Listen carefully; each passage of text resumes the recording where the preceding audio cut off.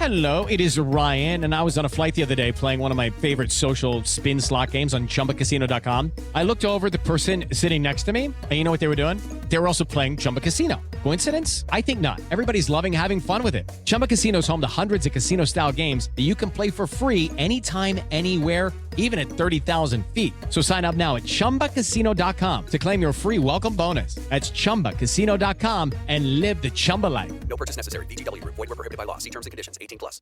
So first, Absolutely. and I was Let's dig it all up. oh, no. True. You'll never guess. So sidebar. Yes. And also, I feel like I shouldn't have to remember everything. I know. Actually, I have to talk about this. 3, 2, 1. Hi, everyone. Hey. I'm Alicia. And I'm Meredith. And this is also podcast. Just us here talking about whatever the hell we want. Just us again. Just, sorry if you're sad to hear us again, but You chose to play your decision. Great. Before we get into all of our fun things, if you are excited that it's us again and you want more of us, fear not, my friends. We have an Instagram, a TikTok, a YouTube, a Patreon. You could join, follow, do any of them, and you'll get more of us, more content. We also on the Patreon have years of content that you could like divulge into. Yeah. Divulge. Yeah. It doesn't matter. That's my Chicago accent. You can That's hear what I blame Alicia pronounce a lot of words wrong on It's the my- Patreon. It's my accent, and I'll blame it on that till the day I die. I'm like Jax. I can never just Sure, say Jan. Sure, Jan. Also, please be sure to rate, review, and subscribe. And hey, if you feel like the need to have us talk about a certain something, just DM us. We'll discuss it. We love discussing random things. Yeah. That's what this episode's going to be. It's a Friday afternoon. It's going to be random. We both should be working. Well, don't Yeah. tell my company that. Chill over there. It's after hours. That's true. It's just after hours. It's just after Just hours. turned 5:01. 5 o'clock hit and we said goodbye. And we were done. Okay, cool. So Meredith, let's do small celebration, shall we? Let's do it. What's a small celebration? This one's big because our amazing listener, Allie, DM'd us about how she works for Dooney and Burke in February and wanted to gift us. Like her company does this like gifting series, I guess. And she recommended us and I got my purse and it is so cute. And I just want to say this is like so perfect for my life, especially like Allie does not know this, but I've never even told you this. When I was growing up, my family friend mom did not have a daughter. And so like I was pretty much her pseudo daughter. Okay. And all my big life moments, she would buy me a purse. And cute. My first one was a Dooney and Burke purse. And then like some other brands after, but like when I graduated 8th grade, when I graduated high school, like when I made my confirmation, like all the big moments in my life, I've been gifted a purse by her. Oh my God. So I feel like this is cute. like our 5-year anniversary, like big moment. It's like come through in that You way. got a It's such a unique purse. moment. Yeah. Oh my God, that's so cute. I've been traveling. I'm so bad at checking my mails and packages. So I have to go down and grab mine because listen, the doorman, whenever I go down and I'm like, can I check for the packages? They're like, we just got the delivery. Can you wait? And then I'm like, I guess, but because I have to go through the mail room. So Yeah. I'll go look and grab mine. But oh my God, that's so exciting. It was so fun to unwrap it. We've never been like gifted anything. No, we So, got like, soap from That's Jackie. true. Oh my God. Which was so fun. In And the Dustin stickers, sent us in the koozies. The koozies. Yeah, that's so true. I still use those koozies. Oh my gosh, I love those. Yeah. Having especially now because they're like our vintage logos. Like we've like Oh my rebranded. God. I still use Well, first of all, I use Jackie's soap. I'm almost out. But I love the koozies that Dustin makes. And I think he sells them. So everyone go check out Koozie Guy on Instagram. True. Yeah, True. like great stuff. So thank you. And if anyone else, like, you don't have to send us stuff, but if you want to plug your shit, let us know and we'll talk about it. Hell yeah. Unless it's terrible. Unless it's just bad. Can't be as bad as this podcast. No, this is the worst. It could. I mean, I don't know, but We are big supporters of soap, koozies, and purses. That's kind of our brand. That's all I need. Wraps us up. Would like maybe an alcohol sponsor, but who am I? Call Kyle. No. You could do Loverboy. You know what? I'm now sober. Okay, What what's about you? my small celebrity? Oh my God. Okay, so y'all, Meredith, if you don't follow us on TikTok and Instagram, you're missing out because Meredith always does these long timelines, but they're so good because she really dives deep into all things that we need to know. So it started with the Mormon wives were coming out with this show, and Meredith was like, I'm so excited. And I was like, who the fuck are these Mormon wives? Like, I must not be on Mom Talk. And Meredith was like, actually, that's a good point. I'm going to make a full timeline for you, basically, so you can know before we watch the show. And they like blew up.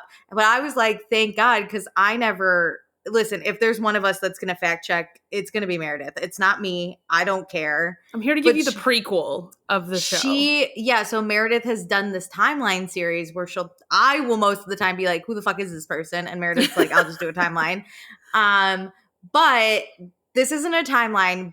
But what really bugged me this past summer was that everyone was watching Love Island Season 6 USA, but no one knew my Love Island UK jokes because everyone just jumped in on the USA bandwagon, which is fine. But like, I want to quote Love Island UK and I want you to know what I'm talking about. And be able to like compare it. Be like, oh my God, this is just like this moment. Yes. Like, I just want to talk about it. So I have been working on like explaining Love Island UK seasons to people on TikTok. And this, Meredith knows, I hate making a TikTok, but I did season 1 last night and I'm so excited because I think it's kind of good. And we might get 2 likes. It's not that it's gonna be that. I don't think you dislike it. It's that the editing and all the extra stuff that goes into them. But in order to do something to this level, you knew that it would require all this stuff. But once you do it once, you're like, okay, I can do it. I got this. Yeah, but like success on doing it once. I have to say series 1 of UK, not much happened. It was only 33 days, if believe it or not. Now they're like 75. Yeah, I know. So not a lot happened, but it was also funny then to be like, these 2 are in love after 7 days. Stop. Hilarious. But series 2, crazy. The amount of shit that happened. I don't know how. I was just telling Meredith, I have to somehow edit this, but I spent a lot of time putting it together, and I feel really accomplished. Well, people always say that the first few seasons of a reality TV show are the best ones because they're not aware of the cameras too much. Like, they don't have enough money and fame. You know, the platform isn't there for people to go on it to be a huge star. And so you do get people's more natural reactions. And this was the season that stopped every other future Islander from having sex on camera. Yes. This season, I don't know what happened in England, but they had to have some regulations put in because we were seeing and hearing a lot of hookups, and like, it was live. So everyone was seeing it. I think the editors stopped putting it in so hard because they wanted people to explore those real connections. And okay, fair. What's the beauty queen? What's her name? Zara got like shamed so hard and lost her title. Like, yeah, like, you don't want future contestants to not come on and then not have a physical relationship. Yeah. But season 2 was fun. I forgot how everyone was just fucking like rabbits, to be honest. It was like, we're just in a bed. Because that always was my thought, even still is watching Love Island. Like, 2 hot people are in a bed together. Like, are we not going to hook up? Even if it's just a hookup? It always gave me like fraternity sleeping dorm. I don't know if like frats had those on your campus, but like, I have spent the night in one and I was like, I could not sleep. I was like, there are too many people in this room right now. Yes, I know what you're saying, but like, it was like these 2 really hot people are just like in a bed together. And sometimes you're in a friendship couple and you're like, we'll just hook up and kiss. And that was the season. It was like, we'll just hook up and see what happens. Some of them didn't even kiss. They just like fucking stop. And I was like, this is so crazy. And the Hideaway was open a lot more back in the day because it was low budget. Yeah. So all the dates were like in the Hideaway. So people would just fuck. I was like, this is awesome. That's season so 2. true. Everyone says season 5 is the best season. And I think to some extent for UK, that's true. But I'll die on like season 2 is where you fall in love. It has been so much fun to relive. Like this is where I said this show is my favorite show. This was the moment. I agree with you. I'm excited to watch these. So that gives everybody another call out to go watch our TikTok, Instagram, YouTube, Patreon, all the things. The season 2 one's going to be crazy. I'm going to need at least 40 parts. Alicia is on her TikTok game. Here so much. Go. I have to learn how to use Canva, but we'll get there. Just call me when you need help. Meredith said to put on my computer. I don't know how that works either. It's just a browser. I'm having trouble picking five pictures to put in a template. That's all. We'll get there. I get. But small celebrations. I did one all by myself. Woo! I'm doing it. I feel like my mom who just learned how to use email. Anyway, no comment. Do you have any news? I do. Oh, good. I don't know if I do. This isn't necessarily verified news, but rumor on the street is the new VPR cast is going to start filming in April. Yuck. Okay. Will you watch it? Do we have to for this thing? I don't know. Do we do it for like also? I don't think we need to have a whole dedicated episode. Okay, maybe we should take a poll. I think we should pause and not make any decisions until we see the cast and what's coming out during filming. I think I need to see the cast. If it's just when we saw the cast of the original Vanderpump Rules, these people looked crazy. You were like, it's gonna be a good show.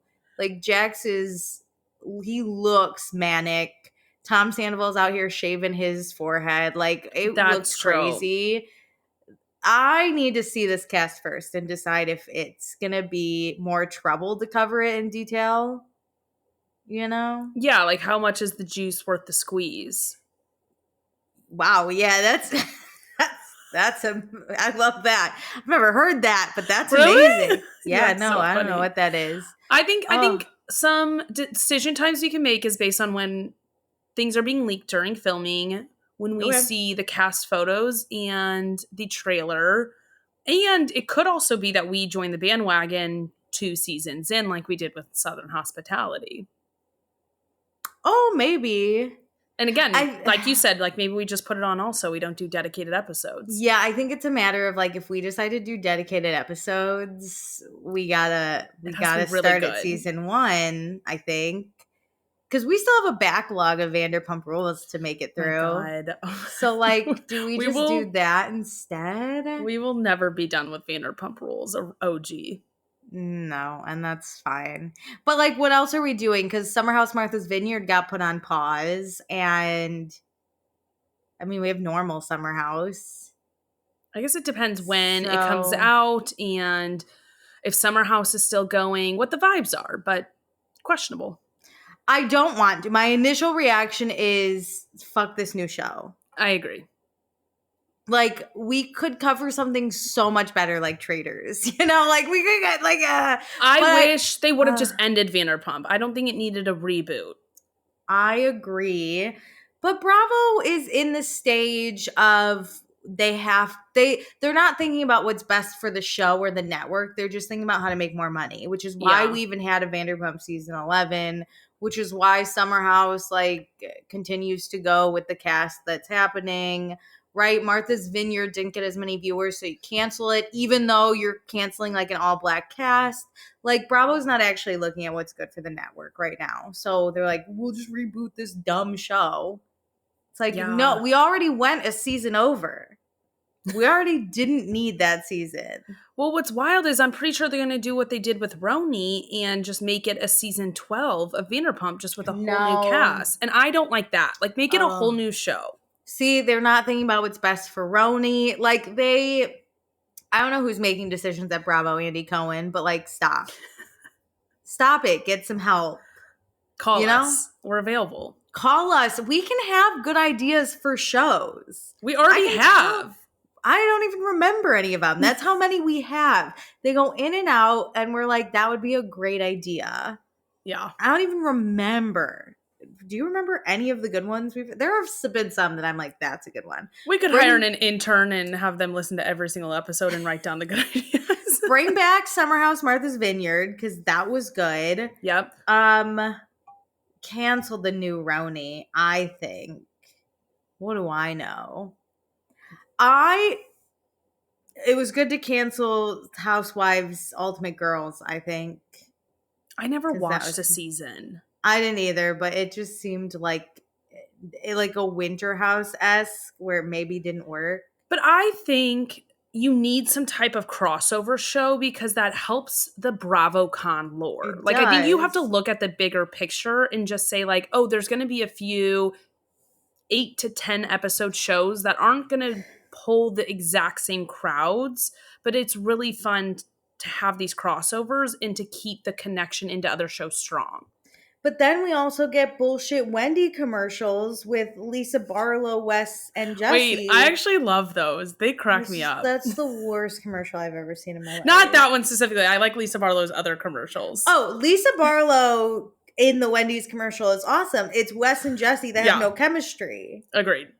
Like, for two guys who together bring me so much joy on TV, your chemistry on this Wendy's commercial was god awful terrible. They clearly should have shot it from the 360 camera surveillance, not a camera in their face. They froze up there. It was so terrible. It's like, this squirrel's making a move on our Wendy. Like, ugh, I fucking hate that commercial. But do more Below Decks. Those are always fun. Like, a good Below Deck is a lot of fun. And you can switch in that cast over and over and over again.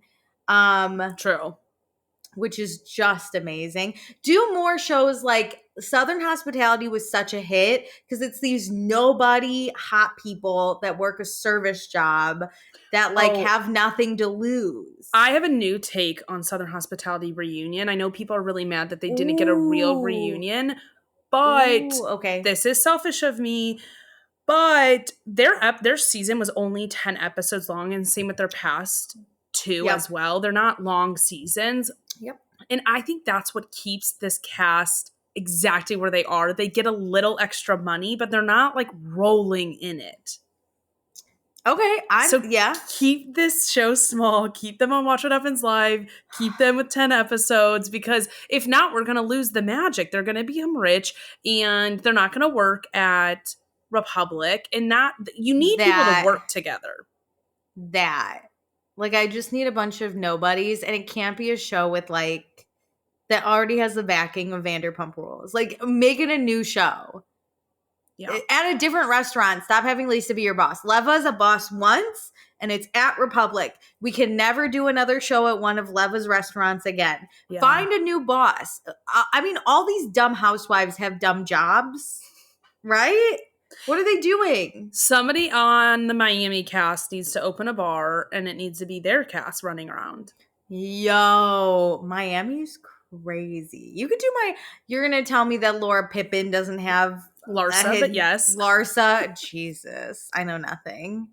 Potomac would be great. I mean, Atlanta, someone in Atlanta. Atlanta would be good. Wow.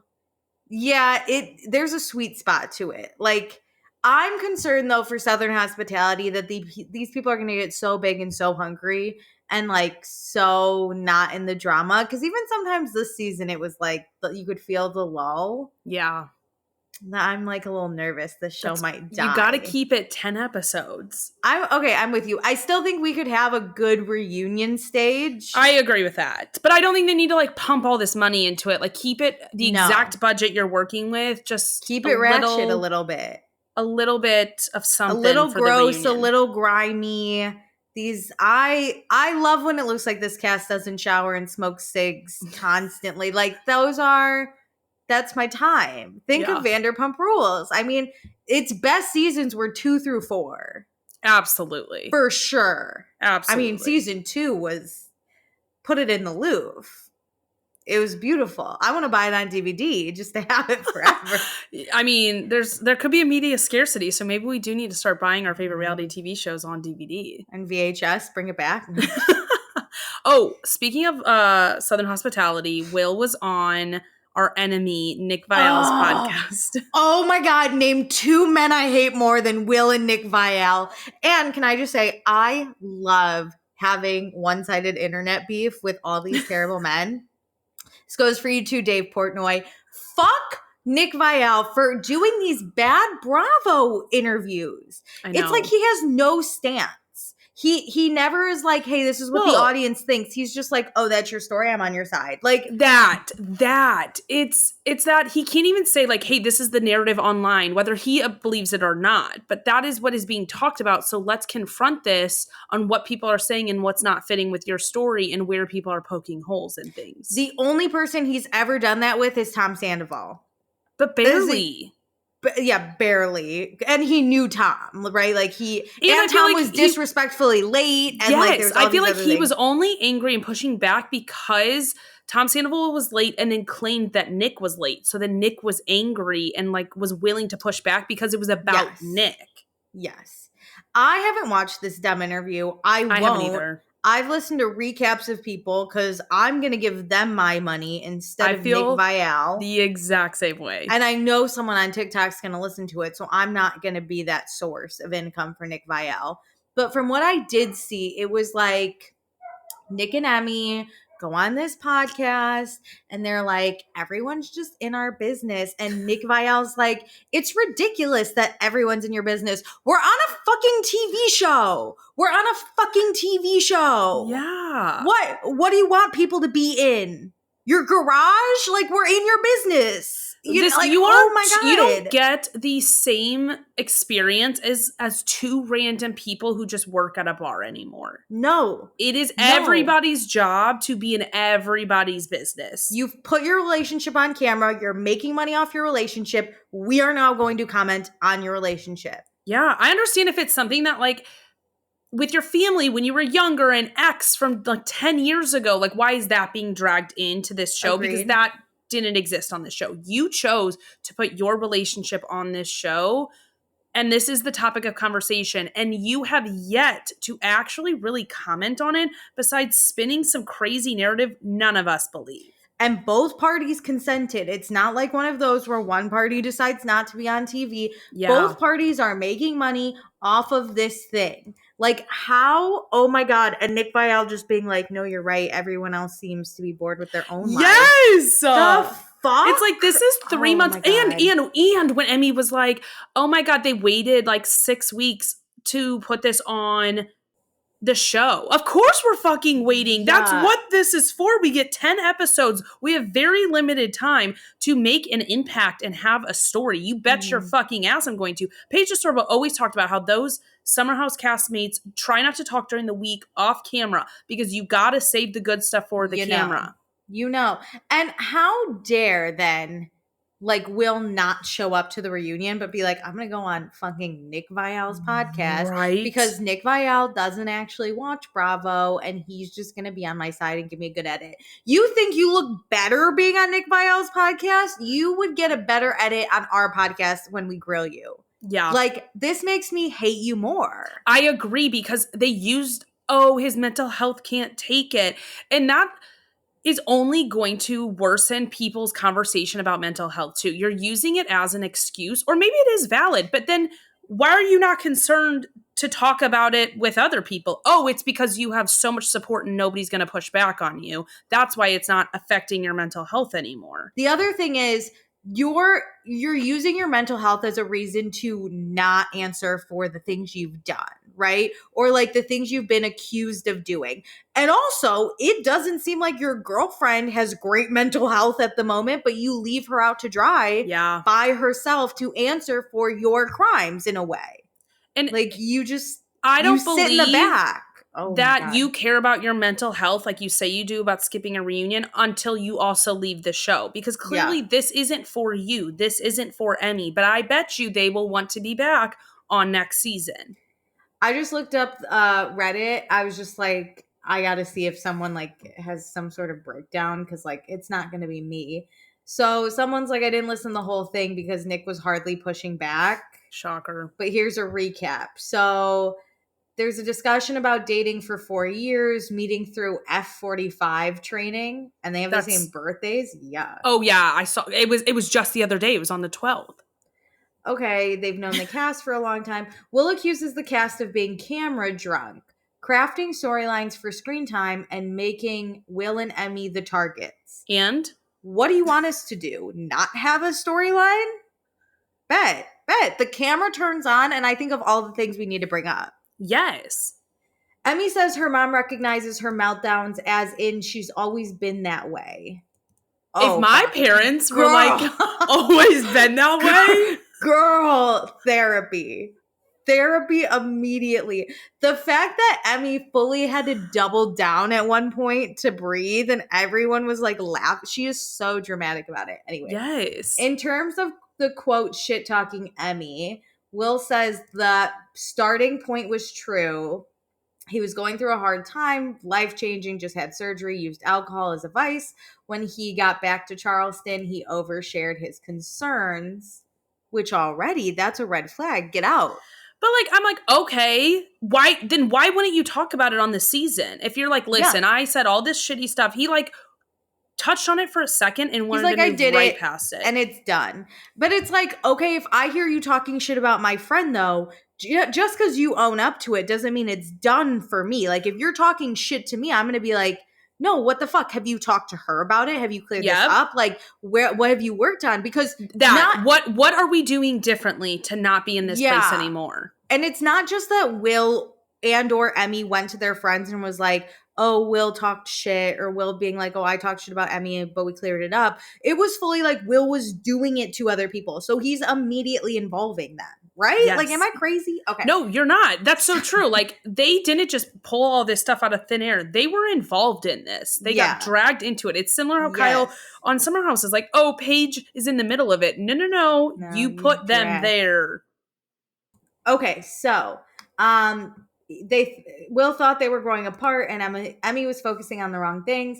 The silver lining for Will to recognize his own failure and let them talk about his feelings more. Will says it only happened twice. Dude, once.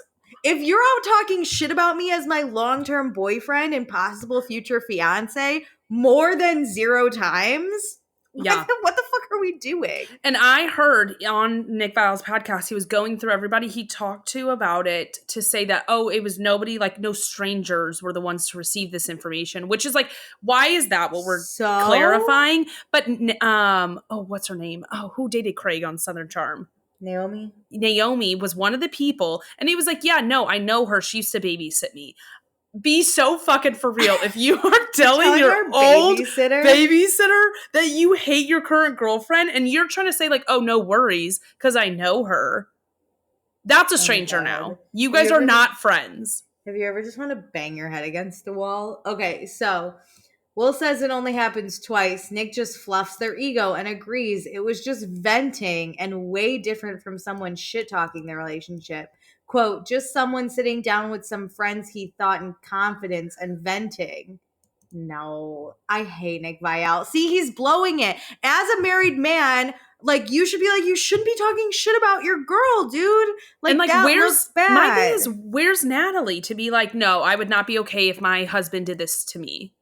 He wasn't going around town talking about the issues. He did it twice. To his old babysitter. Nobody That's around town. Okay, I would not classify that as around town, but you are going to our friends and talking shit about me. That's worse crazy. To me. Yeah. I would actually rather you tell a stranger. So regarding Will saying Emmy is anorexic, Emmy says the cast used harsher words. Oh, so just because Will's words weren't the harshest. Wait, so he said anorexic, or that was them like blowing it up? I don't know. It says Will saying Emmy is anorexic, and then it says Emmy says the cast used harsher words. Weird. Okay, well, just because someone calls me a bitch and someone else calls me A a fucking loser. bitch. Yeah. Like, yeah, one isn't sure, one's worse than the other, but they both can hurt equally. So explains that Will knows Emmy has had a past with body issues and got skinny through unhealthy means in the past. Says that because she got really fit and began a new lifestyle with sobriety and working out while he was away at school, he was just trying to ask people if she was okay, and the cast ran with it, claiming he's anorexic. Why wouldn't he talk to Emmy about it? Or Emmy's like sister, you know? But why are we talking to TJ about it? Also, like, is she okay? I am We don't also know. concerned. Yeah, true. She lost a lot of weight quick. Which, if she's doing it in a healthy way, fine. But is this an obsession? Like, I'm sorry, but nobody okay? loses that weight that quickly in a healthy manner. There is definitely a change of lifestyle for sure, but she's also crashing out constantly. That's true. This is the way she's always been. She can never have a handle on her emotions. Crazy. So, Will mentions he's thrown away her scale before because she can be obsessive, so he just wanted to ask people about the changes. That, I think, is fine to be like, hey, have you noticed a difference in Emmy since I've been away?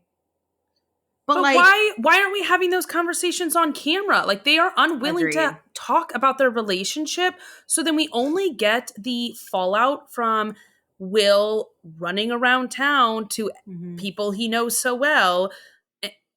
And then we don't get the Emmy and Will side of it of trying to rectify what happened and his concerns for her. Like, they're unwilling to put that on camera. Well, then it also, as an audience, is hard for us to believe Will is like, I was just acting out of concern. Okay, well, we didn't see it. So, like, we're getting what everyone else is saying. I think it'd be really powerful, actually, to see Will be so concerned about Emmy and, like, want to talk to her about it and say, like, hey, like, clearly you're having trouble handling your emotions. You're clearly working out a lot. Like, I think you should go see someone. Like, let's check on your medications. I agree. Like, what are we doing? And I think it would show that Will actually cares about Emmy, because right now, I don't think he does. That would require him to care about her. There you go. So they say all this shit talking happened at the end of March, but their friends didn't go to Emmy until cameras went up filming in June. Okay, and Will says some people definitely waited for the cameras. Emmy specifically calls out TJ and Brad, and she gives Michaels and Maddie an exception because Maddie and Emmy were barely rebuilding their friendship, and Michaels has no relationship with Will. Puts the blame on TJ and Brad because they were the ones who had a relationship with both of them. Fine, okay, but also, you guys said that Will came home almost immediately and you guys resolved it. So why wouldn't Will go to his friends and be like, okay, I did talk to Emmy, and like give them an update about where his relationship is at? I just can't. That was the end of kind of like the breakdown. Yeah, that's about all that I heard too. Yuck. Step into the world of power, loyalty, and luck. I'm gonna make him an offer he can't refuse. With family, cannolis, and spins mean everything. Now, you wanna get mixed up in the family business. Introducing The Godfather at ChumbaCasino.com. Test your luck in the shadowy world of The Godfather slot. Someday, I will call upon you to do a service for me. Play The Godfather now at ChumbaCasino.com. Welcome to the family. No purchase necessary. VGW Group. Void where prohibited by law. 21 plus. Terms and conditions apply. Can we talk about another terrible man? Oh, I love. Yeah. Well, who else? Jax Taylor announced that his podcast is going on a tour? ? Who's buying? I saw the comments on his TikTok. Who's buying? That was the energy. Everybody was like, I'm sorry, I work so hard for my money and you think I'm going to spend it here? Who's buying this? Who's going? A waste of my time and money, to be honest. I'm so curious what his podcast downloads are, because I cannot imagine going on a tour the first year-ish that I've had a podcast. Who owns his podcast? Is it like iHeartRadio or something?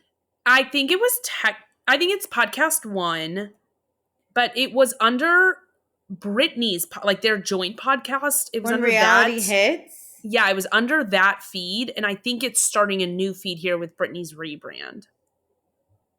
Oh, okay. So it's gonna be that podcast when Reality Hits. It's owned by Podcast One, but Britney is getting that one, right? And he has to restart, they're called RSS feeds. He'll have to start a new one. His podcasts were being pushed out on there when Reality Hits, but I think that he's going to have to move over. So he doesn't even have a podcast he's taking on tour? I mean, he's like been recording episodes, but I'm very curious what their audience would be. Because if you subscribe to like When Reality Hits, you're going to automatically get downloaded his. Here it is. In the Mind of a Man with Jax Taylor. Who wants to go and do the... I don't know if Jax is aware, but unfortunately, every time I turn on the news, I get the unfiltered thoughts of a man already. Two dumb men. I don't need a third. Oh my God. No. I don't need to pay to hear this. I already get it for free. I have to choose to oh my God. In the Mind of a Man. The patriarchy needs to die. It needs to die. Either the patriarchy dies or I do. We can't both survive. At this point, it's not looking good for us. But Jesus Christ, In the Mind of a Man. Okay, great. Yeah, like he's put out episodes, but he doesn't have like a standalone podcast yet, and it's been like a few. It looks like yesterday was his premiere episode with Alex Baskin. Oh wait, really? The creator of Vanderpump Rules. Oh, then maybe he's been doing his And The Valley. Maybe he's been doing or like saying some of this stuff on his When Reality Hits episodes. I just thought he had already started that. He might have recorded a bunch, but there's only one out right now. In the Mind of a Man. Oh, yeah. Can't wait for that toxic energy.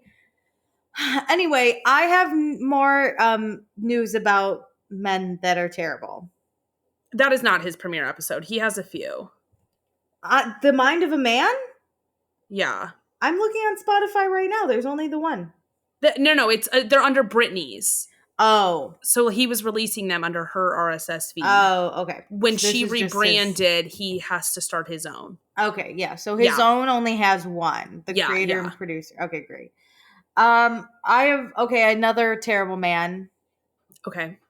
Harry Jowsey is dating that girl from Lucy Hale from Pretty Little Liars.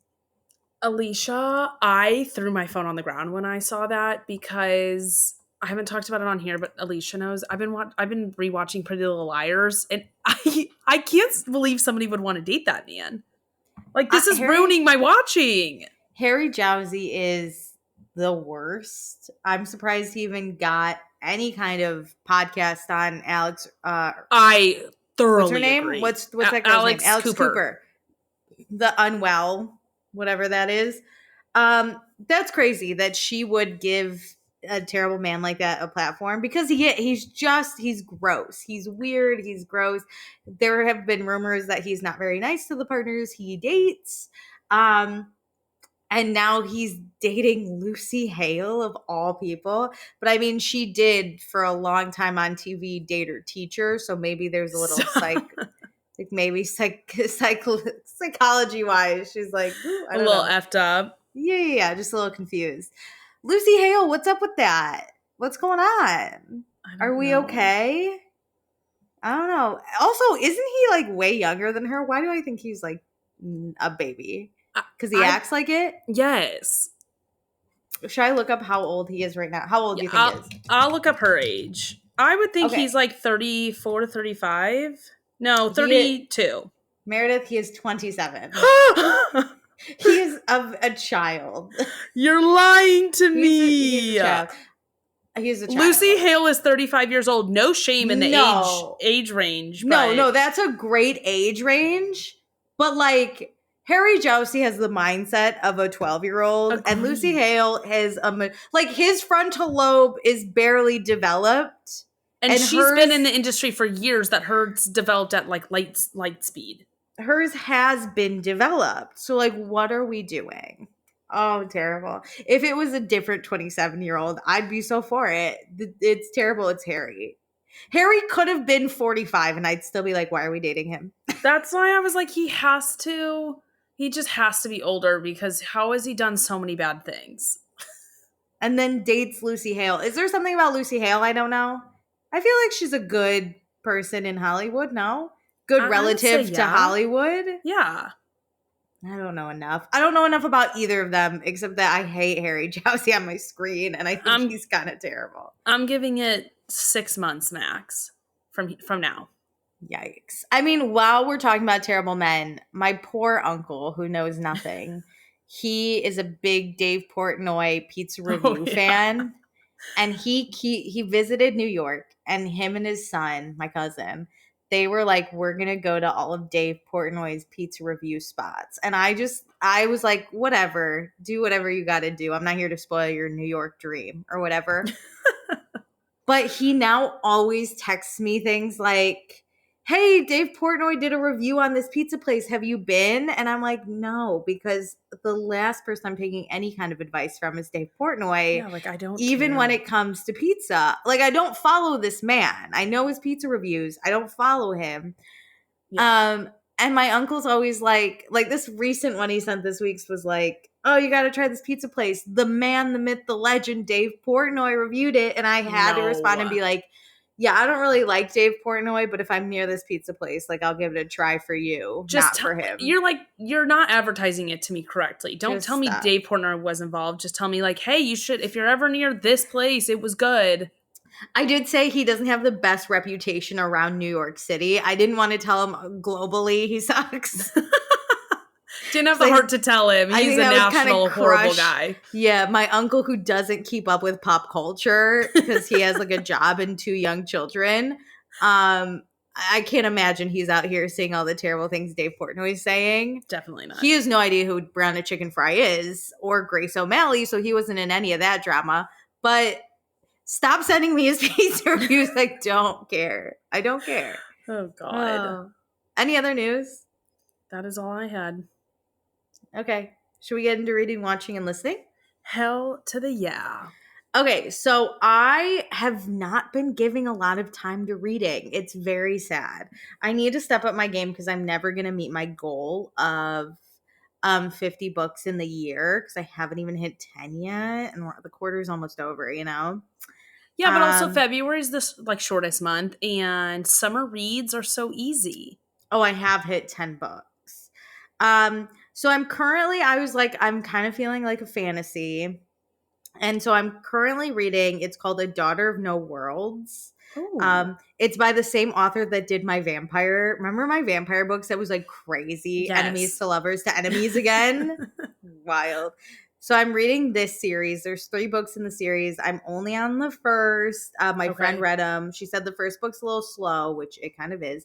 But the second and third book pick up. But I would like to say, so without really spoiling anything, because I'm only in the first half of the book, not even before that. First 25%. The main girl, she has to be trained. Like she has to do an apprenticeship to learn her magic, like hone in on her skills. And so she goes to meet with this grumpy guy who doesn't want to train her. Classic. Grumpy. But the way he was written, I pictured like a grumpy Dumbledore. Like just this old crabby or even like Hagrid, man. You know? Hagrid, like even Haymitch from the Hunger Games. Yeah. Like I was just seeing this like, because the way it's described, they're like, you have to train this girl. And he's like, I don't want to. I left that a long time ago. So I'm like, oh, it's been a long time. And by no means do people not age in this world. So I'm like, you know, he must be old. And so he also has his like friend come over and he's like, I didn't invite you to my home. Like he's just crabby. And then we get a scene where she is like, oh my God, I see him without his shirt and he's beautiful. And I went, wait. You're like, gotta rewrite that in my mind. What does he look like? I was like, Dumbledore is beautiful. And then I had to think, it was like he has abs. And I was like, this is why I need writers to give me a description a little bit earlier on.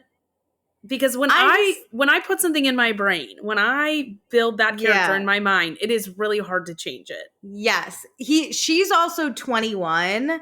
And so I am like, oh, he's 50 something, like he's Haymitch from the Hunger Games. So then she's like, he's beautiful. And I was like, he could still be Haymitch, but if they end up together, then that's a crazy age gap I can't get behind. So then I like had to look up how old this character is and try to avoid spoilers. And he's also in his 20s. And I was like, oh my God. I gotta reimagine who this is. So now I'm kind of landed on like a Nick Miller-esque, because Nick is grumpy. Nick Miller is a grumpy character. Yeah. With an old man vibe, but is like young and hot. That's so I'm true. Like, and maybe I'm going with that. I think he needs to be scruffy though, similar to the Dumbledore Haymitch. Nick Miller can get a little scruffy. Like he's not as scruffy. Yeah, a good that's Midwestern a nice beard. Yeah.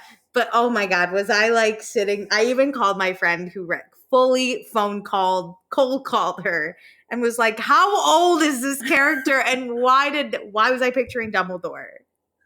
Why was I like, it's this old man? Grumpy feels old. Maybe that. It was so funny though, but I can't really recommend this book yet because I don't feel like I'm far enough. That's good. I need to read. I'm falling behind. You're doing wonderful. I don't think you're falling behind as much as you think you are. I bet because like what week in the year are we? It's only, I don't know. You're maybe like a week behind, which can be made up. I've been just watching a lot of TV, which I enjoy. Yeah. Anyway, should we go into watching? What have you been watching? What have you been doing with your time? Haven't I been watching? So I'm caught up on Beverly Hills. I know you're not, but that's a show we can spoil that like no one cares. Also, nothing happened that I was like, Meredith, it's life changing, I think that's what it is it's everything I see is just like, it's not like dire for me to watch it right now. It's like Mauricio finally talking to Kyle, and I'm like, okay, I'm over these two. I did really feel for her in that scene, and I was at work too, so I was like half paying attention, but I fully stopped and like my heart kind of hurt. Like, just I understand that they've been separated for like a season already, and now like we're in season 2 of them being separated, but just like how awkward it was for them to talk about it, and like how sorry he felt and how like sad she was. Like, even without her explaining her side, like, I could feel the emotion. And I was like, God, it has to be so hard that, like, after 20-something years and a full life together and multiple kids, and then, like, you both know you're moving on, but then to see it and be like, that is hard. Like, that kind of hurt. PK and Dorit also got back together. PK is gross, dude. He's just yuck. When you say got back together, just they filmed a scene. They filmed a scene. They grabbed lunch or dinner. I love that though. These two argue before we even take the order, because then the waitress comes over and she's like, "Sorry to interrupt, but can I take your order?" They're like, so no funny. Rest for the weary. We will be arguing the entire scene. It was so funny. This poor waitress. The first waiter, when they first went out to eat, oh my God, that diva. He was like, "What can I get you, bitches?" And I was like, he's amazing. This girl was like, "I'm sorry to interrupt. I'm just trying to do my job. Can I get you anything?" Garcelle and Dorit also have a lovely chat. Ooh. Which I think was needed. But now they're all in Punta Cana, Panama City, somewhere. Who cares? They're on a beach vacation. Those two places you just listed are not Puerto close. Rico. It's something with a P. But they are on a beach vacation that who's the new woman? Bose puts together. And Dorit does a great Sutton impression when she's like, "Sutton's always like this, and I'm like, no, she kind of is. She kind of is. But Sutton then is very mad that Kyle and Dorit seem to be on good terms, because then that means. My God. But Garcelle reads her to filth and is like, well, that you're just mad because then your friendship with Kyle is like kind of put to the wayside. She's like, you should talk to Kyle about that. You shouldn't take that on Dorit. Yeah, that's a good point. I think Garcelle does put Sutton in her place in the right manner. Mm-hmm.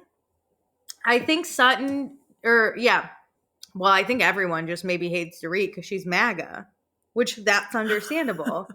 hate her a little. I think she's just a little fake, and there's some of it that I like, and then there's moments that I'm like, all right, Dorit, like, simmer down. Like, it's not that deep. Yeah, Dorit is Dorit. We know what we're getting. She's clearly MAGA. I get Garcelle's probably like, fuck that bitch. And you know what? Yeah, if we're going to bring up politics, let's talk about it. Unfortunately, they don't talk about politics. So, like, we keep it out of the show a little bit. So, like, do I like Dorit as a person? No. But on my screen, she's absolutely hysterical. And Garcelle, I like, is kind of holding Sutton to be like, hey, man. She even says, she's like, Sutton's eyes right now are crazy. You can see the change when Sutton goes from, like, fun Sutton to, like, crazy Sutton. Yes. And Erica Jane's also very fun. Shout out Erica. She's been doing, it's crazy how I can go from one season I want Erica to literally never grace my screen. And now I'm like, life without her would be sad. I think we've really moved past her legal troubles, so she's like enjoyable again. Yeah. Did you know Erica was the first ever like victim on SVU at 18 years old? Or Law and Order SVU? I don't know. Is it Law and Order or Law and Order SVU? But she was. I think there's two. I know. Fuck. Erica Jane. Like she was the first extra cast on the first episode. Oh crap. Go back. Okay. Erica Jane is known, or she made a small uncredited appearance on the premiere episode of Law and Order in 1990. She played the first victim. She wasn't necessarily a murder victim, but she was. The doctor gave her the wrong medicine, and then she died. Oh my God. Yeah, so Law and Order. Isn't that fun? So basically, I saw an interview with her, and she was like, yeah, all I did was like go to this casting and convulse on this couch. And the director was like, you got the job. Incredible convulsion. We love. Yeah, we loved you dying. Do it again. Ryan Seacrest here. When you have a busy schedule, it's important to maximize your downtime. One of the best ways to do that is by going to ChumbaCasino.com. Chumba Casino has all your favorite social casino games like spin slots, bingo, and solitaire that you can play for free for a chance to redeem some serious prizes. So hop on to ChumbaCasino.com now and live the Chumba life. Sponsored by Chumba Casino. No purchase necessary. VGW Group. Void where prohibited by law. 21 plus. Terms and conditions apply. Okay, great. What are you watching? Anything? I watched Southern Charm. Ooh, spoil it for me. I'm an episode behind. Okay. The really only like heavy hitters are. Where did I leave off? They were in the Bahamas. They went on the Chef trip. got broken up with, even though they were never in a relationship. He's so sad. He's so sad. It was so funny. That was so enjoyable to watch, and to watch Craig constantly be like, can we stop? She's not that into you, dude. Yeah, and getting like Paige on the phone to say she's not that into you. Austin's like, I feel bad because this dude is like getting shot at from all directions. I don't feel bad at all. Oh, so funny. Yeah, that was really enjoyable. We also left off with Craig telling Austin he is an alcoholic. Yep. Which a lot of commentary online about him drinking and saying he's an alcoholic. And I actually still drinking? He is, but he doesn't. I think he tends to lean towards like a light beer, not hard alcohol, not, a craft beer to try and like monitor it. He doesn't go out and get smashed anymore. That. And I actually really understand this because this is how my parents are with their drinking too, is it's kind of that tendency. And I have this too. So I tend to lean towards Craig, like how Craig manages this is when you start drinking, it's hard to stop. It's not like he wakes up every morning and it like needs a shot of vodka. Like there's multiple types of alcoholism, and it's just that mentality of how to pace himself and kind of have some self-control is really hard for him. And I do have that because like Craig, his family members, a lot of them are alcoholics. I have family members that are alcoholics, and I understand him wanting to try to control his environment to not either drink a lot or just to not start drinking is really helpful. And so I think that is a really interesting conversation to have, but I don't think Craig is framing it right to be able to have that type of conversation because it's confusing people.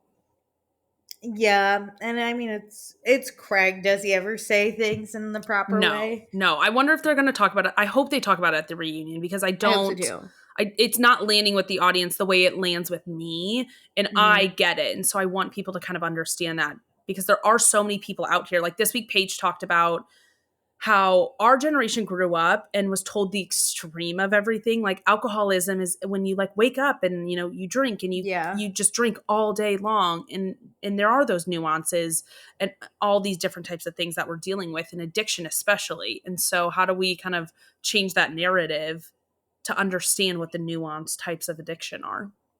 No, totally understand. And honestly, when Craig said it last episode, I fully went, oh my God. Like I was just like, is he? I've never seen that. But I also, no one in my family, my parents don't really drink very often. Like no one in my family really does. I'm probably the biggest alcoholic in the family, and I don't even hold a torch to most people who drink. Yeah. So I didn't get it, but you explaining it, like that makes sense, because I do know people who are like, once you get one drink in them, they don't stop. They are smashed no matter what. It's a big habitual thing, at least for me. Like the way I grew up, in the social situations that I grew up in, everything requires a drink in my mind. And so I personally like police myself. Like and it sounds crazy to say these things out loud, but like no drinking alone at home. But like normal people, like I'd say normal, but like other people may not have to think that way, because that's just something that your day goes about like that. But I think about that constantly. Like, don't start drinking alone. Don't bring a lot of alcohol into my apartment. And especially during COVID, like my drinking got really out of control because there was nothing to do. And everybody drank more, but my family made everything a drinking event because it brought fun. Like that's the way my family knows how to have fun. But that's also a really negative thing when everything is surrounded around drinking. Wow, crazy. Yeah, so I really hope they like continue that conversation, especially at the reunion. I think Andy could like walk him through that a little bit better.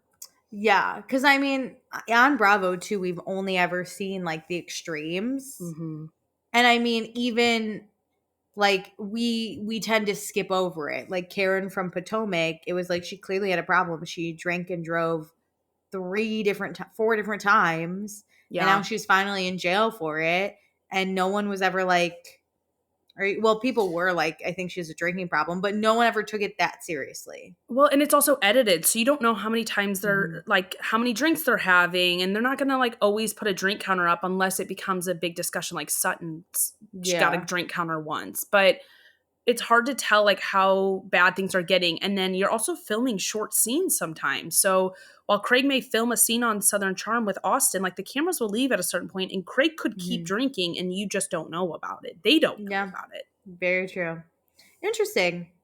Yeah. You know, when I was 16, my friend told me that she doesn't think it's a problem if she goes out every weekend and gets totally drunk. And I was like, really? Like I was 16. I was like, okay, because that's what we were doing in the suburbs of Chicago. But I was like, yeah. And she goes, when I start having like a drink alone at my home, that's when, you know, I have a problem. And now as an adult, I think about that and I go, I don't know, girl. I mean, you both ways I think could be issues. I know. Well, because also with that is, it depends. Are you having, you know, 3-4 beers out, or are you having 10? Like there are just a lot of extremes and a lot of gray area in between being able to manage your alcohol and being an alcoholic. And a lot of it also is driven by your emotions. Like, are you having fun? Are you trying to mask something? Are you trying to use it to cover things up or not deal with other things? Like, it's so nuanced. So interesting. Okay, so what happened on this episode? Okay, so that conversation happened, and then the real big thing, which is where the episode ended, is more shit with JT. First up, they're putting on the end, probably this is the finale, like ball thing. So they're kind of planning that. Madison and who's that gay guy we never hear from? Rodrigo? No, he's like the staple. Who's the new Ryan? One? Sure. Him and Madison are co-hosting the like finale party, I guess. Okay. And Madison called Vanita and said, hey, we're doing this. And Vanita was like, hey, if JT's not going to be invited, I'm going to bring him as my +1. And Madison was like, no, we're going to invite him. It's going to be fine. Also, in relation to the JT Vanita relationship, Vanita came online. Wait, the relationship that's not a relationship that we Yes. are told is a relationship but is never a relationship? It's like very gray area. But Vanita posted a story recently saying like things were edited out of order, which you're not really supposed to do. I know, like, you're not supposed to say, hey, this happened before or after something, because they have full liberty to edit it. That's like part of your contract. But I agree with her on this. The conversation where Vanita and JT talked about his girlfriend happened after their Bahamas trip. Oh. So it looks like she knew he had a girlfriend and then like went to his room and like wanted to hook up with him or like flirt with him, but she says she did not know. So I don't know when that conversation about his girlfriend happens, but at this point, Vanita is asking JT to be her date. And I don't know if she knows he has a girlfriend or not. Oh, so in her mind, she basically went this whole season flirting with JT, and then at the end, she's saying, like, kind of found out he had a girlfriend. Yes. That would make so much more sense, because do you know how weird it was that they had that conversation, and then the next episode, Vanita's like, JT's my best friend, I love hanging out with him. And I'd be like, girl, he just denied you. What are we doing I know. here? I did also listen to Vanita's small segment on our enemy Nick Vial's podcast. Oh, yeah. And she talks about that after this season ends, they also kept talking. Like, she knew he was seeing this girl, but not that they were like exclusive or girlfriend, boyfriend or XYZ. Like, to Vanita, it seemed like he was kind of dating around. He was dating Vanita. He was dating this girl, whatever. It was like more casual than it was. So in the episode, Vanita like asks him if he wants to go to this event. Later, we see that he is on the fence. He doesn't really want to hang out with these people, which kind of makes sense, kind of doesn't. Like, this is the show. You need to show up. But the big bomb is that I guess JT went to the barber, got his hair cut, told the barber about kind of what was going on with the show, like the barber asked. And then Ryan goes to the same barber, maybe not the same person, but the same shop. And it got telephoned to him that JT said, like, oh, this like black girl won't leave me alone. And Ryan told, I think he went straight to Vanita and told her, and she was so upset. So Vanita calls Leva. Leva sits down with JT to talk about it, and he is like, I did not say that. And I kind of agree. Like, that's not his style of talking. But JT is so upset, calls the barber. It gets cleared up. It seems like it was just the telephone game. Like, the barber doesn't know Vanita, so he was just saying like, oh, this black girl that he was talking about, just like describing it, but that's not how JT was telling it. But it's just somebody retelling the story in the incorrect way. But JT's pissed at Ryan, which I'm like, it's also not Ryan's fault because he got it told to him that way. Yes, but as Ryan, like, he should have gone to JT. Yeah, or asked the barber and been like, did he say that? Like, you know, like, did he say this black girl's talking to me or won't leave me alone? Or did he say, like, this girl, and then people were like, let's see a picture, like, who is it? And he was like, oh, this girl, and, like, maybe showed a picture, or describing her was like, she's this black woman whose name's Vanita that I'm friends with. Like, you know, like, the context matters and the tone. If I was Ryan, I would have been like, did he say that? Before I went, like, I gotta go. That's true. Like, they are very, I don't like JT, but they are so anti-JT that anything anybody says, people are like, fuck him, how could he? I can't wait for the reunion to come and then finally be like, so JT never called Patricia a bitch. Oh my God. I do feel like justice for him on that one. Clear this up so quick. Craig is he's like, no, Shep, you heard it. Even Shep is like, I don't remember those words.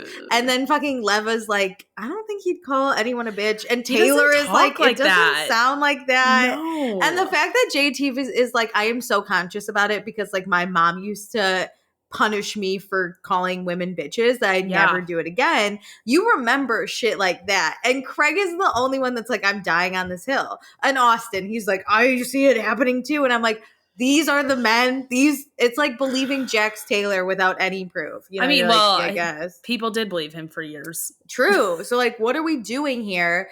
And then this, I think, with the state of the world that we're in right now, you got to clear this up before you like make it a really big thing. In the episode, they were going like by the minute. They were like 30 minutes later after Vanita called Leva. Like Leva sits down with JT. 10 minutes later, JT calls like Vanita. Like it happened very quick. Good. I'm glad it's getting cleared up. Like, yeah, cleared up. It definitely was a big part of the episode, but it's not like it's happening over days, which I think is really good for JT. And I'm glad it wasn't like brought up in a group like we all sat down for dinner and it was like JT said this. I agree. Holy shit. So did they clear it up? At the end of the episode, JT is talking to Vanita and is like, I would never do that. I want to clear the air with you. Like, I called the barber. He confirmed with Leva that I did not say that. And the barber was like, hey, I might have told the story saying those words, but I didn't mean it like that either. That's like, I'm sorry.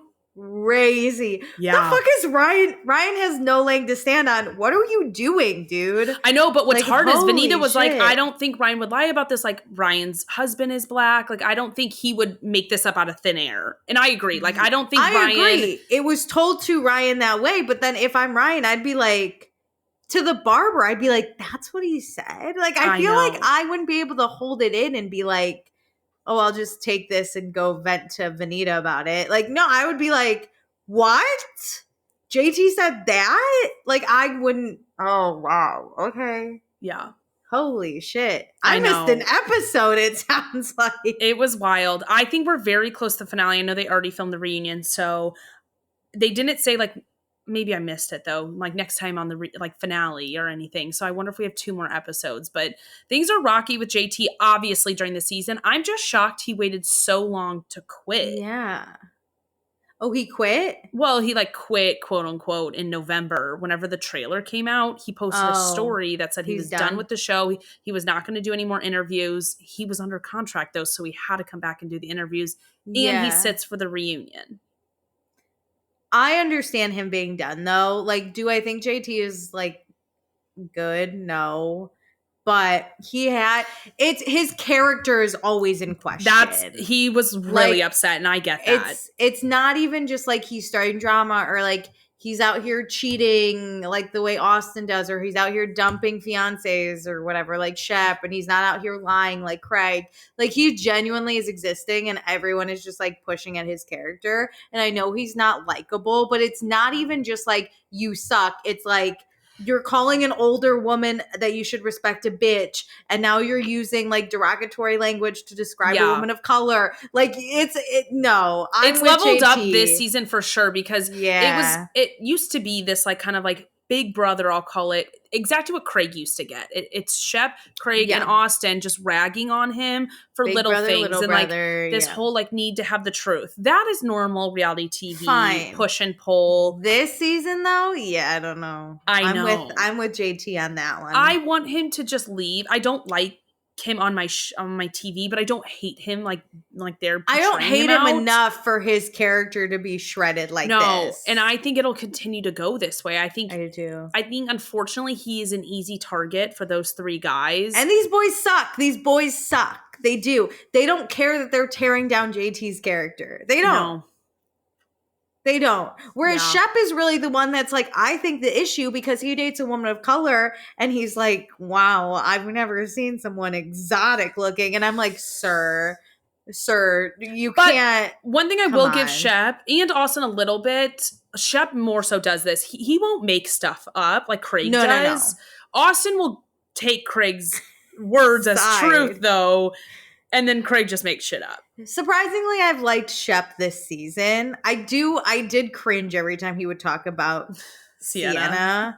Because it just felt like a white man who has never seen a person of color before. Well, it is annoying also the way he's interacting with her. Just on it's not creepy, race involved, but it's him weird. Going from cheating on Taylor to now being such a simp, and it's so weird. My favorite is when he's why would Sienna want to give up on something that is so good with no issues? And I'm I'm sorry, didn't you dump Taylor for literally 0 reason? Yes. What are we doing? This is when you meet a guy at a bar and he's oh my God, we have such a connection. And you're I don't know you. All I know about you is you bought me a vodka soda and you're from Minnesota. So what's happening? The sodas. You got me the sodas. No, yeah, Shep has been enjoyable, but like that's what I'm talking about, right? Like Shep is problematic for different reasons, and like even though his character is sometimes in question, I think it's never to the point of like everyone is ripping his like JT has gotten this irredeemable edit of like Yeah. he's a bad guy, and it's like I don't fucking think so. I think you guys just are like you're really mean to the little guy, you know? Like Not the little guy. you're just mean to the little guy. He's just a little guy. I'm also kind of annoyed with the rest of the cast being kind of more silent than I think they should be. Like they're like whispering that like, oh, I don't think he would say that. Why are we standing up to Craig? I enjoyed at the dinner in the Bahamas. I feel like more people were a little more like even Madison was like, I don't think so. Yeah, but it's always this unsure, like honestly, someone should just look at Craig and be like, I guess we'll see at the reunion, won't we?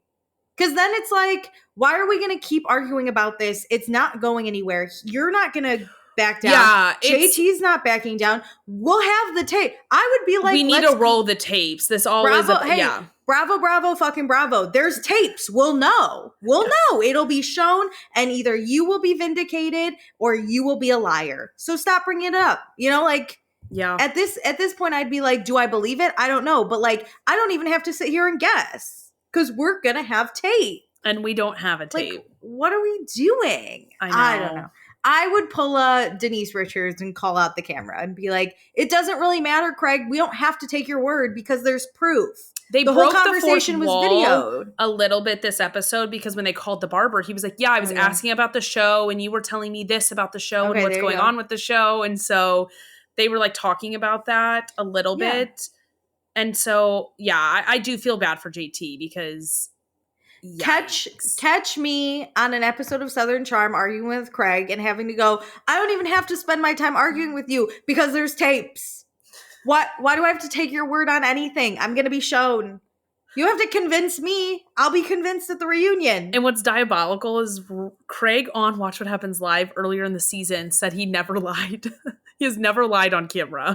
This is why I would sit around and go, I don't know how Paige is dating him. Like, he gives me such a weird ick when he lies and then is like, I don't lie. And then there's a montage of him lying and he still fucking doubles down. And I'm sitting there like, if I had to date this man, I'd go crazy. I know. We also are seeing, like, there was a scene between Paige and Craig where you can just continue to tell they are not on the same page. And this was filmed after Summer House, right? Before. Oh, okay. Southern Charm was filmed in the spring and Summer House obviously in the summer. But even, like, Austin is like, I don't understand how these two work. Dude, if Austin sees cracks, that's when you know your relationship's fucked. I know. And then in the after show, I didn't watch their after show, the Southern Charm one, but I saw a clip of this online that Austin said he watched the trailer for Summer House and everything that Craig said to Paige in this last episode, like, oh, you're working too much, like you're going to have to slow down, is exactly what Austin has been saying to Craig. Like, your whole world is work. Why can't you focus on like us as a friend duo, like be outside of work? And so Austin was basically validating Paige essentially. Oh my God. What a meta experience I'm having right now. Wow, that's crazy. That it's like, wow, you want her to slow down and she's the problem, but you don't want slowing to down. Yeah. Ooh. Austin, defender of women? No, never. I mean, he didn't defend her, but he kind of helped make a point for her. We know whose side he's on in the breakup. Yeah. Which is fine. Paige doesn't want him anyway. Truly. Who does? Yuck. How to have fun anytime, anywhere. Step 1. Go to ChumbaCasino.com. ChumbaCasino.com. Got it. Step 2. Collect your welcome bonus. Come to Papa welcome bonus. Step 3. Play hundreds of casino-style games for free. That's a lot of games. All for free? Step 4. Unleash your excitement. Chumba Casino has been delivering thrills for over a decade. So claim your free welcome bonus now and live the Chumba life. Visit ChumbaCasino.com. No purchase necessary. VGW Group. Void where prohibited by law. 21 plus. Terms and conditions apply. I also, to the audience's interest, I have finished the Vampire Diaries. And I have did not. it. It only took me about a year. I made it through. Listen, it was fine, I guess. I don't know. When you introduce me to too many rules and too many characters that don't stick around, I can only care so much. And then also your main characters mostly suck. So like if not Caroline or Carolyn, Caroline Forbes. Yeah. If not Caroline, I don't give a shit, honestly. The ending was crazy, though. Oh, wait, I'll watch it, and then we can talk about it. How about next episode? I'll have it done. Okay. I do think, guys, y'all missed it. Meredith spoiled the biggest Caroline. It was an accident. Spoiler. And I was like, I want to spoil the end for you. I'm not going to. It's not like anything. Well, happened. honestly, the biggest loss is that we had just finished recording our podcast episode, and so it wasn't even caught on camera. Even recorded. Like I wish I had a meltdown. I had a full meltdown. It's for spoiler for those. It was when Caroline and Alaric got married. She was like, "Well, they get married," and I was like, "What?" Because where I was at was I said engaged. I actually think I said either pregnant or engaged together. But it didn't really matter. Or something. Yeah, they get together, and I was like, "She is still with Stefan in my timeline." So I was freaking out because I finally gotten what I wanted, and I was like, "I'm not even gonna get it for that long." Which I had asked you where you were, but I messed up the numbers on season. So I thought you were in the same season I was. So I was like, hey, are you at the, because it is from like the beginning of that season, you know that there's something going on with Alaric and Caroline. So I tried to give you like not a spoiler, but like, hey, what are your thoughts on this? And I fucked up. This goes to my new theory that I think teen dramas shouldn't go over 6 seasons. I think 6 seasons is the cutoff. Your final season should be your 6th season, and then you have a good show. Think of all the teen dramas. When did they go downhill? After 6th season. Yeah, I think that has to be the ceiling.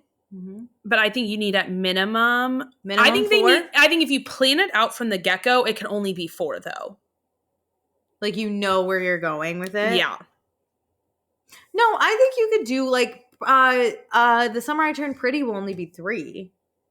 But what I'm saying is, if you plan it out, I don't think you can do 6. I think 6 is too much when you like really put a lot of thought into it, because I think sometimes these shows just go on like random paths. Well, that's when you're like, oh, it really caught on fire. We have to write random storylines that no one cares about. Like they do put side quests into 6 seasons that if you're really thoughtful about it, you don't need 6. Like One Tree Hill was, I mean, I just know a lot about the history of One Tree Hill because I found the show kind of fascinating.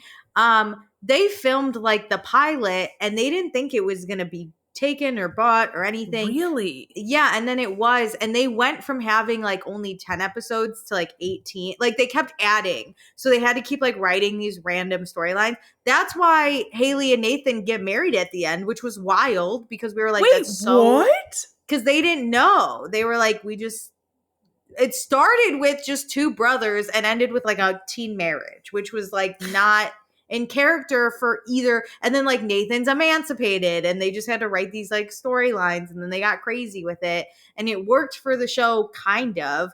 But also. Yeah, you're right. Season 1 didn't have like an arc because they didn't know where they were going.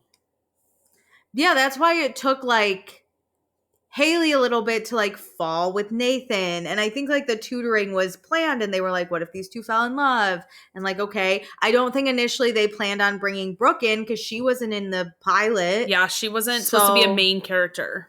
We had to add her in and like, okay, her and Lucas. And then like, what if we have Lucas cheat on Brooke with Peyton? And I forgot about all that. All this weird shit. But I remember watching season 1 and thinking it's really out of character for Haley to get married to a man she doesn't really know. Yeah.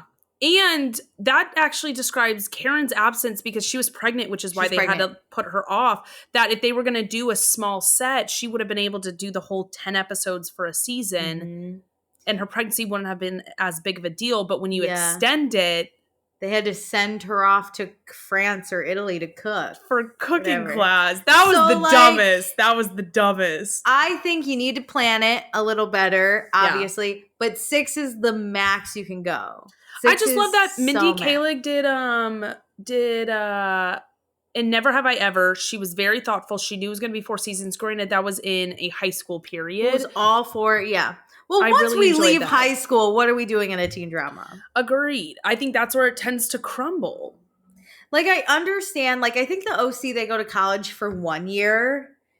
But I liked the OC. I didn't think the OC ever got, like, crazy. Gossip Girl, they never went to school. Just roam New York City. That's fine. And then we leave One Tree Hill High School, and then we come back as adults, which is fine. I preferred that than, like, trying to fumble through college. Yeah, college was rough. But even as adults, it's like some of their problems, I was like, that would never happen. Like, I agree. That's so crazy. And because like, they never thought about it, they were then playing their actual ages, so you could just tell how young they were. Yeah, it didn't work because I think in high school, these dramatic and crazy things happen. But I like to refer back to Degrassi. I never thought anything was like out of realm in that show. Like, is Degrassi the most dangerous and crazy school to go to? Absolutely. But it was just because in one school, all the teenagers needed to have different problems, but they were teen problems. Like, yes.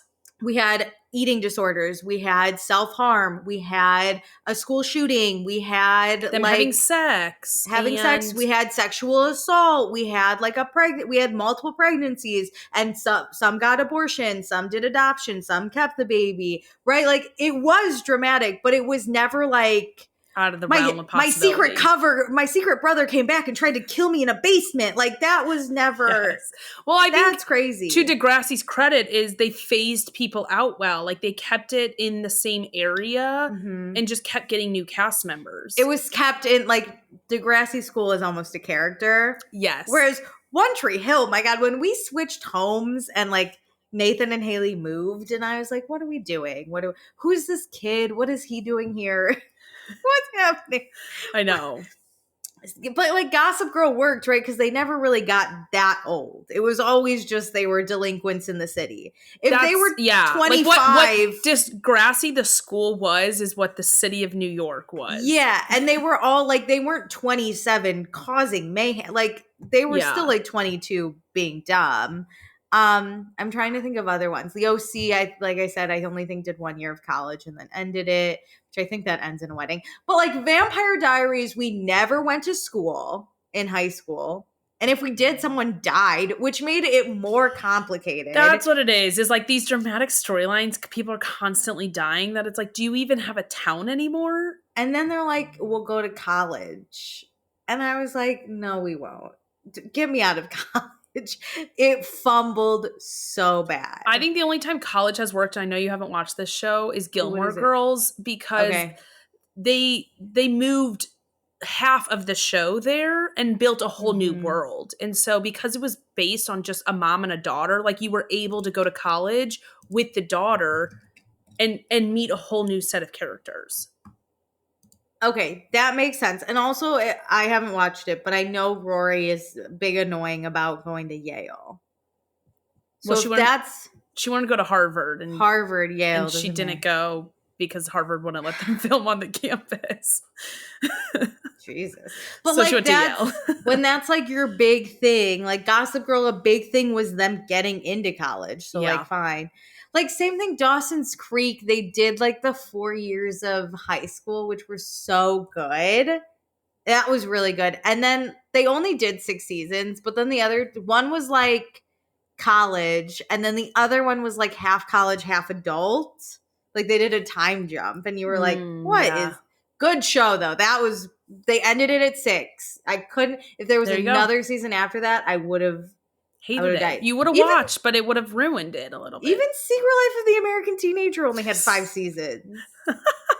Okay. I looked up teen dramas to I do love rewatching Secret Life of the American Teenager because I've never rewatched it. Never. So funny. I've never finished it. Amy and Ricky going to live above the butcher shop is just so iconic. I never even got there. Did you watch to the end? No, I watched 1 season. Alicia, this is how it ends.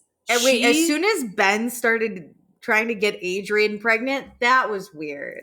Oh my God. They get married. Everyone wanted a baby. Sean Johnson showed up for an episode, and I was like, this is crazy. This is how it ends. So Okay, Amy great. and Ricky are finally together, and they're engaged. I did know that. And Ricky is trying his hardest. It's such a struggle to stay committed to her, but he's doing it, is like the storyline that they have going. Oh, he just wants to cheat on her? Yes, but he doesn't cheat on her. He's like staying committed to her. He turned out to be a semi-okay guy. So they're living with their son in this apartment above the butcher shop.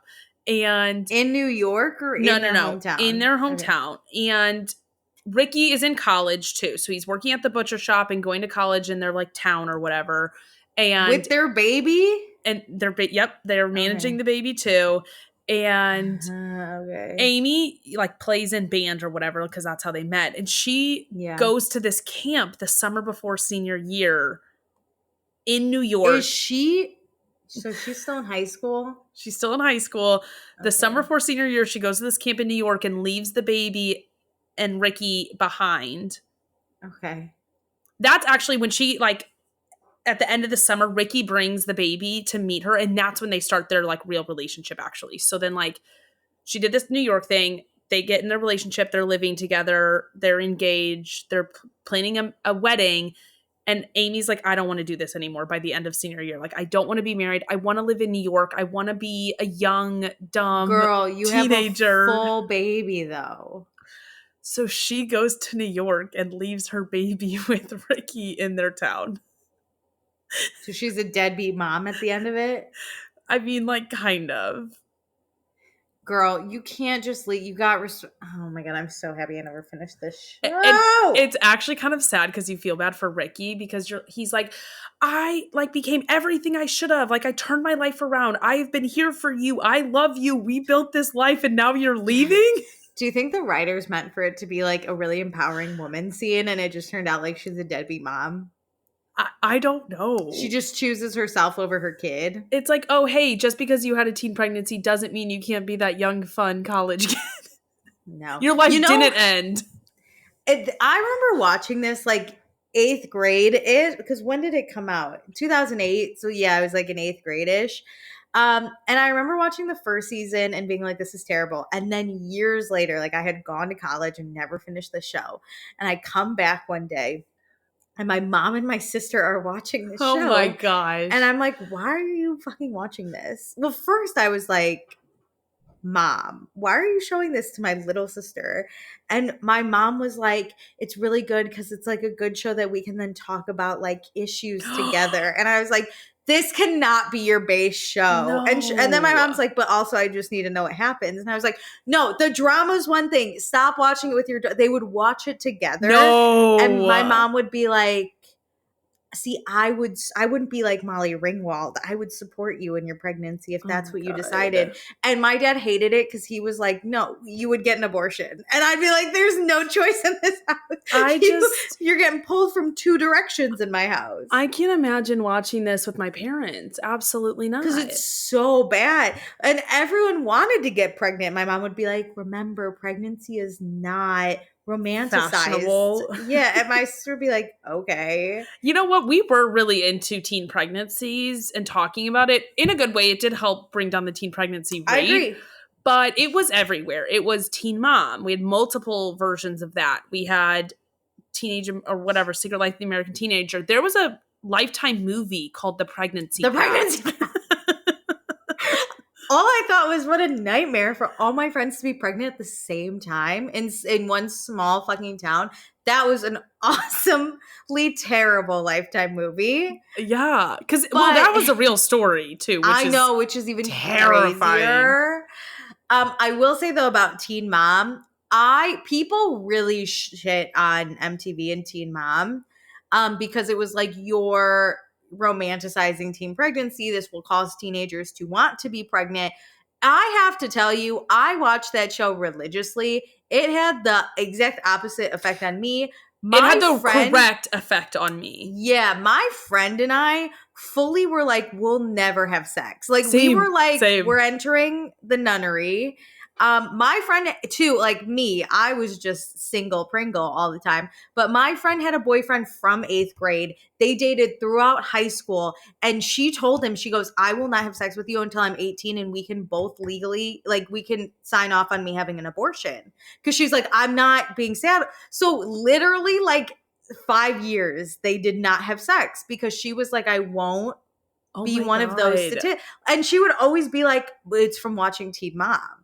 And he would be like, I should have never let you watch. I didn't have sex till I was 18 either because I was like, I was legally so need to have an abortion. Yeah. To get pregnant and have to be in that situation. I think Teen Mom did it best because it was not glamorous. It was terrifying. And because you always saw the couples not work out. So that idea of like, oh, if I have a baby, like we'll be together forever. No, you not only have your child, but then you have this disastrous co-parenting relationship with somebody who you hate. Yeah. You don't finish school. You can't get a job. You're up all night taking care of this kid. Half of those teenagers got kicked out of their own homes. Kaylin was homeless for a little bit, sleeping in her car. Like, and when you want to go do something fun, which they rightfully should have, you get shamed for it. It was the craziest show to think that was romanticizing it at all. Like, I kid you not, I had the conversation at 18 with my high school boyfriend and went, you have to agree that if something happens, we both agree to an abortion. Before I have sex with you, I'm not having a baby. So like, you have to agree or else I won't have sex with you. And he was like, okay. Because like, what 18-year-old has that conversation? I know. Besides me and my friend who watched Teen Mom. No, I love that. I was terrified to get pregnant. I wasn't in a relationship, so I was not having that conversation with somebody else. But yeah, that was wild. No, and then even make it worse. Now I think on Max, there's this, or maybe TLC, and TLC fucking sucks. But there's a show like but almost does romanticize teen pregnancy. I know what you're talking about because I've seen the reunion that they had where there's that one couple where the guy was such a dick to her. Yes, unexpected. The guy was such a dick to her when she was having the baby and wouldn't let her have pain meds. Yes. Unexpected. They kind of do romanticize it a little more. And I think they know that if this show takes off, they're going to make money off of it. When Teen Mom premiered on MTV, they didn't see money for like 3 or 4 seasons. It became obvious when they saw money. And we saw addiction. We saw cheating. Like I can think of nothing worse than being a teen parent. Like I can't from that show. And it's still going on. And you still see the horrors that like follows you from like having a child with someone you were a teenager. Yes, I keep seeing, because I don't watch it live, but I keep seeing the Amber Gary stuff. I always see their stuff, and like Leah just wants Christina to adopt her. Yeah, Amber has not seen Leah in like a year, and I'm just like, oh my god, like you are forever connected to these people. I know you think when like your child turns 18, you're now like, yeah, you're not bound by as many things. But you're still in that person's life until you or your child passes. And hopefully it's not the latter. Is like, okay, not only do you have to think like, oh, I'm going to have a baby with this person. It's like, no, I'm living the next 18 to plus years of my life with dealing with this person. So like be mindful of who you choose to have sex with. It's like all I'm saying as a teenager, if you decide to do it. Even present day, that's not even just a teen thing. Yeah, because like also look at what Macy had to deal with Bentley and Ryan. Like that was terrifying. Caitlin and Tyler, even if you give your baby up for adoption, there's still so many things that happen years after with that. And then who was the other original? Farrah. Who knows where she fucking ended up? She was a terrible person. But like you see it. Even Cheyenne and Corey, who didn't have a baby as teenagers but didn't end up together. So much crazy shit. It takes so much work. I love to. I'm going to show, if I ever have nieces and nephews, I'm going to be like, sit down and watch this retro show. It'll make you never want to have sex again. Guys and girls, like you got to see it, everybody. Yeah. Guess who's celibate? You for the rest of your life. I look at my sister and I'm just like, you'll never have to buy your kids condoms. Because this is what they're going to think about. Amen. This show. And we used to, my friend who had the boyfriend, he would come over when we would watch Teen Mom because we'd my watch it at one of our houses and I was friends with him too. So he watched us watching this. So he knew why she would have sex with him. And he was cool. He was like okay with it because he also watched the show, so he kind of got it. Yeah, he was like, Which I is also don't want crazy. this. Yeah, because she like would look at him and be like, if you ever fucking left me with our child the way Ryan leaves Macy, I would fucking kill you. And he's like, Alicia, I get it. I'm just happy we're in the timeline where like Ryan is better. Oh, thank God. No, truly, thank goodness. And we all are like one family again in that household. I do catch a lot of I wish I was young enough to do Jade's story because that seems like an interesting one. Oh, hers is good. I didn't watch her like 16 and pregnant, but I watched her when she joined like Teen Mom early 2. Teen Mom? Okay. I watched that because she, I think, was on Teen Mom 3, which that I never watched. That I didn't watch. I definitely caught an episode maybe or two, so I knew who she was coming into Teen Mom 2. But then she joined that, and then they merged all of them together, which I don't really like that with all of them. I do in the sense that like if they live close to each other, then they can like hang out or something. True. It does seem kind of forced occasionally, but it is just a lot of storylines to like keep up with now. Yeah, you're not getting every show. person every week, which I guess is probably for the benefit of NTV because how much can you really talk about these people's lives after this long? Yeah, and after a while, it's like the same. We see the same things, and the problem is it's like not growing. I will say though, the part that made me tear up was when Leah, Gary, and Christina were talking about the adoption. And Leah really wants to be adopted. And Gary is kind of like, I don't know what's really going to piss off Amber. And Christina says, like, I'm fine with whatever. But my main concern is what if something happens to Gary? And then, like, what happens to Leah? And I was like, holy shit. Because when you think about, like, court, 2 years is, it's worth not going to court because it is just 2 years until she's 18. Mm-hmm. But in life sense, a lot could happen in 2 years. Yeah, so it's like, let's just do it. And like, I also loved watching Jade talk about Amber because I do think Caitlyn and Macy a lot of the times and MTV almost like glazed over what was really happening with Amber and like gave her the benefit of the doubt when she shouldn't have gotten it. Where Jade was like, no, I've been Leah. And for my mom to choose a guy or anything else over me is unacceptable. Like Leah doesn't deserve that. And Amber doesn't deserve to have a daughter like Leah. Like, yeah, because we see how fucked up the relationship between Jade and her mom is. Mm-hmm. And it's like, there's no saving that at this point. And Jade's done. She is done with her mom at this point. Oh, she is now? Well, I think she's trying to help her mom still. But when her mom doesn't answer, Jade's like, almost treats her like a child. I can't like, emotionally. She was parentified. Like she had to like figure things out for her parents and constantly manage, especially the emotional relationship between her and her mom. And it is really sad to see that. I understand Macy and Caitlyn when they were younger being on Caitlyn's side so much because you don't know what you don't know. But the conversations have come a long way and we understand things a lot more.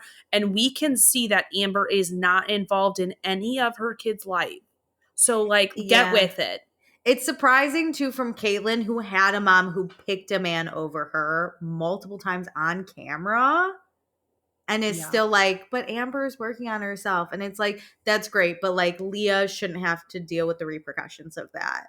I think everybody is scared, I'm going to say, not really like of Amber. Yeah, of her reactions. Like they don't want to like make her spiral or have her yell at them. So everybody just treats her with kid gloves and doesn't want to like address it head on and just say, "Hey, here are our boundaries. We're done here." You're doing her a disservice. I agree. How to have fun anytime, anywhere. Step 1. Go to ChumbaCasino.com. ChumbaCasino.com. Got it. Step 2. Collect your welcome bonus. Come to Papa welcome bonus. Step 3. Play hundreds of casino-style games for free. That's a lot of games. All for free? Step 4. Unleash your excitement. Chumba Casino has been delivering thrills for over a decade. So claim your free welcome bonus now and live the Chumba life. Visit ChumbaCasino.com. No purchase necessary. VGW Group. Void where prohibited by law. 21 plus. Terms and conditions apply. Great. Are you listening to anything besides Nick Vial's stupid podcast? Just kidding. We're not listening to it. No, I haven't listened to anything recently. I have been listening to Bad Bunny. I cannot talk enough about his new album. It is you talked about it a few weeks ago. Still on it? Oh my God, it's so good. What else? I've been listening to a lot of Gracie Abrams. Oh, I have. I've been going on some walks because like the weather's getting warm. Like we're coming out of our depression hibernation. Like, whoa, the world is fun. Ooh, and so I watched all 3 Shrek movies at work recently. That is not what I thought you were going to say. Go follow me on this. When I'm at work, I need to watch something that I already either know I'm not going to care that much about, like reality TV, or I've already watched that I can kind of zone out. I have already seen the 3 Shrek movies a ton of times. So I'm like, it's on Peacock. I'm just going to watch all 3. The scores of those movies. They are great. I've been listening to all 3 Shrek soundtracks on my walk. I'm not kidding. I know you're not. I know you're not. Walking to change it. Time to make the changes. Question for you. Have you seen that Shrek 4 is going to come out and they changed the animation style? No. Look up right now. Look up right now. Shrek. Look up what he's going to look like. Forever and Ever? I don't know what it's called. Okay, it's not him. It's Fiona. I'm really concerned about. Yes. The final chapter. Why does Donkey looks crazy. No. Wait, I gotta compare it. Let me look up. Wait, no, never mind. It's Shrek 5. Sorry. I was gonna say Fiona just has crazy hair. Shrek 5. Is there a Shrek 4 already out? This is like what Fiona looks like. No. What's Shrek 5? No. It hasn't come out yet. And people said that there was another, I think Sonic, they changed the animation style for like one of the movies that came out. And when they sent the trailer out, people revolted and they redid the whole movie. So people are trying to make the online chatter huge to get it changed. No. Literally, I just clicked on the first thing. The new Shrek 5 character design proves DreamWorks has lost its edge. Yeah. I was going to say, Shrek 4 isn't too bad. Fiona's hair is just weird. I keep them the same. I know that sounds crazy, but like your animated characters don't have to change their hairstyle or their clothes. Well, it is not the time to switch mid-series. Use that animation style isn't new. Like other movies have been done with it. And it's not about animation style. It's that you're changing your characters. Yeah. Shrek 2 was truly like, use that animation style. That was perfection. Can I ask you a question? What's your favorite Shrek movie? Do you have one? I really have, I think, only seen 1 and 2. Okay, you haven't seen Shrek 3. Was it Shrek 3D, I think? I have to say, I think I prefer Shrek 2. I think that's just like a really fun... Because Shrek 1 is obviously when he saves Fiona and then they like fall in love and she's also an ogre. But what's Shrek 2? Shrek 2, they go to visit her parents in far, far away. And then the fairy godmother is like, Fiona was supposed to marry Prince Charming. And then like Shrek and Fiona drink this magic spell that makes them handsome and like beautiful. I don't know if I've ever seen this. Prince Charming shows up and he's like, I'm Shrek. And Fiona's like, okay. But Shrek is like, no, it's me. And it's great. And then Puss in Boots shows up. You've never seen Shrek 2? I guess I have, but I don't really remember this. Okay, you got to watch all the Shrek movies. I didn't know there was a Shrek 4. I'm like drunk now. I didn't know there was a Shrek 4. Shrek 2, though, because Shrek 3 then is like weird. They're trying to find a different heir to the throne because the dad died. Definitely, I've never seen that. Okay, your homework assignment is to watch the 3 Shrek movies, the trilogy, because there should be no Shrek 4, the trilogy of Shrek 1, 2, and 3. And it's the second one's fun because they have a musical number by the fairy godmother where she goes, I need a hero. I've seen that. I'm coming. That's Shrek 2. Okay, I think I've seen Shrek 2. Where like the giant gingerbread falls into the water. Yeah, I just don't remember them doing like a potion thing. I remember the bits around them. I don't really remember them. Yeah, because Shrek goes to meet everyone as an ogre, like Fiona's family, and they're like, oh no, he's ugly. And then he's like, oh, maybe I should change myself. So he drinks a potion that turns him human and turns Fiona human. And Fiona wakes up and she's like, what the fuck? And then Charming's like, hey, it's me, Shrek. And she's like, okay. But then that's when Shrek is like, no, I'm here. It's me. And Donkey becomes a stallion. Didn't remember that.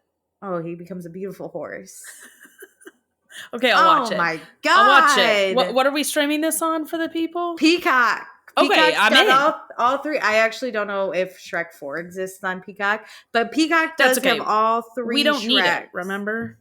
Well, is it good? Did it get good? I can't imagine. You've never watched it?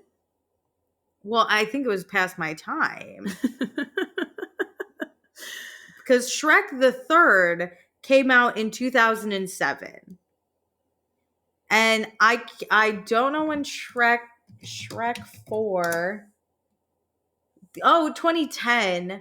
2007, I was in 7th, 8th grade. 2010, I was in high school. So yeah, maybe so we were busy trying to not get pregnant. I wasn't watching cartoons anymore. And then me as a 30-year-old, I'm like, everyone watch Shrek again. It's actually, I was giggling at my desk.